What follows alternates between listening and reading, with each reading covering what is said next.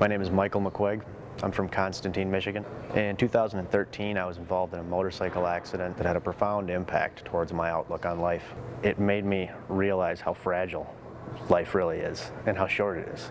I want to do all I can to preserve that the only way that I know how, and that's to physically act and help people in need.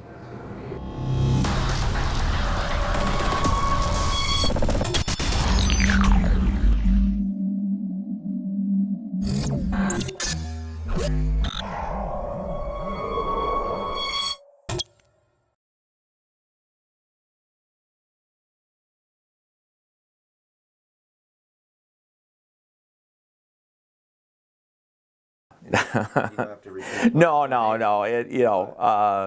You just, one of the worst, there's been some nasty things said. Is there anything that you can you paraphrase something? Is there anything off the top of your head? Well, it usually starts with an F and it ends with a G, but that's just part of the game, And of course, with myself personally, you always get to get the hair out of your eyes and everything like that. And I've turned to people and said, "Really, really?"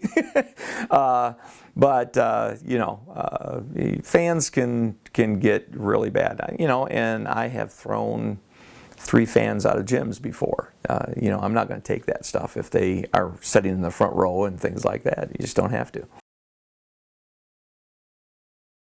I think it's just a tolerance level when you have spoken to the person, and basically you always want to let people know, hey, that's enough, and I think that's the first thing we do is, hey, that's enough, we don't want to hear it anymore, and then that person keeps on, and it's really a judgment call. I don't think anybody likes to tee anybody up, but when you do, lots of times when people get teed up, it helps them out. I was at a game, a regional championship game. Coach from Niles Brandywine got teed up. He had to sit down, and he coached a better game because he calmed down. And sometimes a tee is good for coaches because it does. They have to sit down. They have to coach. So it's that's really the last resort in my book is teeing somebody. I think maybe I've had a couple technical fouls this year, but very few. I will tell you right now, last year the state championship game that I did was Southfield Christian and Adrian Lenawee Christian. That was not just because it was a state championship game, it was just a great basketball game, and they had a shot at the end and missed it, and you had Lindsey Hunter's kid out there, you had the 3 Nigerian transfers from Adrian Lenawee, 6, 7 kids. It was not a Class D basketball game, it was a Class A basketball game, and it was played at Class D. I just remember standing there. There's like 10 seconds to go in the or 30 or whatever, and I'm just standing up looking out. And here I am in Breslin Arena, and it's packed. There's 12 because they're getting ready for the A game, and this game ended up being the best game of the day.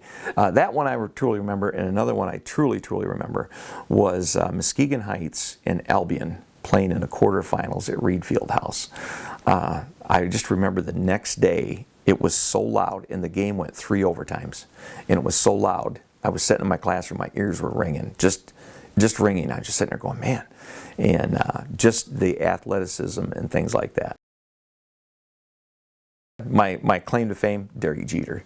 Reffed him 5 times, I believe, at Kalamazoo Central. And believe it or not, he was a heck of a basketball player. He's just a great athlete. And I remember him getting a rebound one time, standing underneath the basket, and I was behind him, and he took it and he flicked the ball out to half court, and it just went on a line. It just went, it was unusual. You didn't see it. And most time you have to wind up. He just did that. But his demeanor then is just like it is now. And the other thing that impressed me is when you walked in, Mom and Dad were taking tickets, working in the concession stand. Mom and Dad were involved. They just didn't sit back. But Jeter's kind of a claim to fame. But reffed a lot of great players. It's been a great run. I've 34 years. It's fun being out there with some of these great athletes.